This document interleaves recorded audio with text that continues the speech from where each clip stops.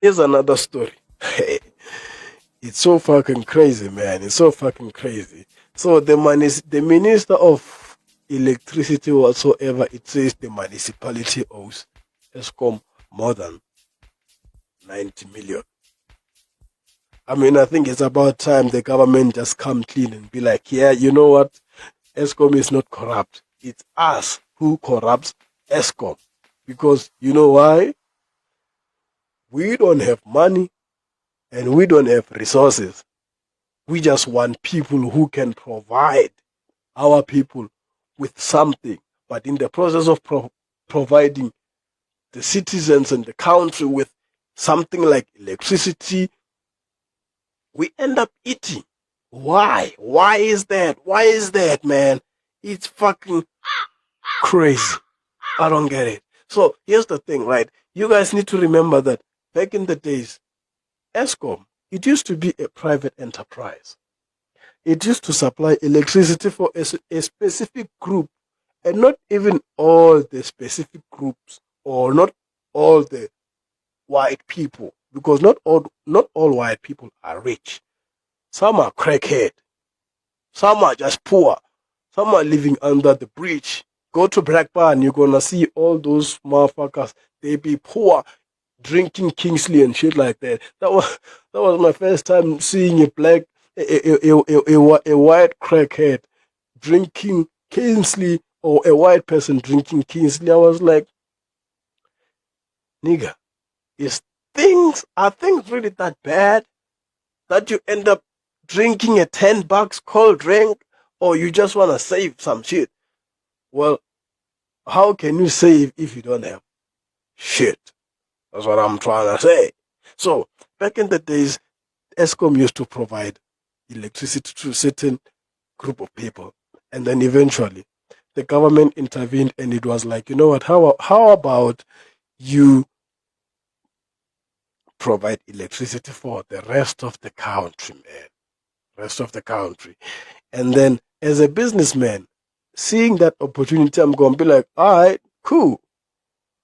In the process of doing that, eventually the population grows. Eventually the technology evolves. Now, you're no longer only supplying electricity to the rest of the country, but now you have to even accommodate technology, some innovations, shit like that. My thing is, why does the government cannot just implement this greenhouse shit, greenhouse gases, where maybe, I mean, look at Dubai. Dubai, they are producing electricity through seawater, or from seawater. In the third world countries like South Africa, we have oceans. Why can't we use those ocean water to create electricity? But now, the government be creating some red tapes and some bureaucracies where you can't just, you gotta go through a certain channel first. Well, fuck the channel, to be honest, because it's not really working for us. But I think maybe, yeah, it's about time the government just admit that, yeah, you know what, Eskom is not corrupt. It's us, government officials, who are corrupt. And I said it in the previous episode. Any government official that is corrupt, they should be hanged. They should be killed on the spot, because you motherfuckers know the law. How can a person working from the government not know the law? So if they are corrupt because they think nobody's watching. Well, we've always been watching your black ass, man, or your white ass. It's just different for you to just think, just because you are a government official, you could just do as you please. Ha! Not this time.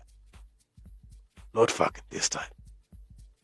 So yeah, man, it's crazy to a point where you just don't know who to trust, because government is corrupt. Eskom is fucked up sometimes, because hey, Back in the days, maybe let's say if I got 3 golf balls and one cost $10. Eventually, as time goes on, eventually as the technology evolves, the population increases, people end up being like, the law of demand and supply. The law of demand and supply, it says that if the demand is high, the supply doesn't necessarily need to be high as well. You just gotta increase the price. So there's the law of demand and supply, and also there's what is this thing? The fiscal policy, the monetary policy. If the demand is high, increase the price. If the demand is low, increase the supply. Like, it's crazy, man. It's crazy. But anyway. Trejo Tebugo from Turf Loop, but currently residing in Brakpan. I'm a scriptwriter and a filmmaker.